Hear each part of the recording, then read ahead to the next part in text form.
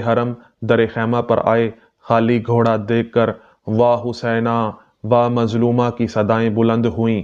ذوالجناح بھی زخمی تھا، خون کے قطرے اس کے جسم سے ٹپک رہے تھے۔ سکینہ خاتون ذوالجناح کے قدموں کو لپٹی ہوئی کہہ رہی تھیں، ذوالجناح میرے بابا کو کہا کیا؟ کلثوم کہہ رہی تھیں، ذوالجناح جب تو گیا تو تیرا راکب یعنی امام حسین علیہ السلام موجود تھے، تو خالی واپس آیا ہے۔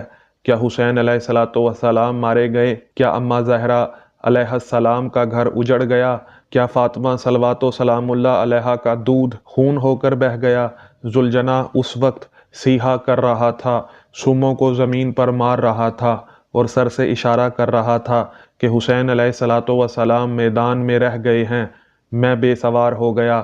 اہل حرم سمجھ گئے کہ حسین علیہ السلام مظلوم پر کوئی تازہ بلا آئی ہے اور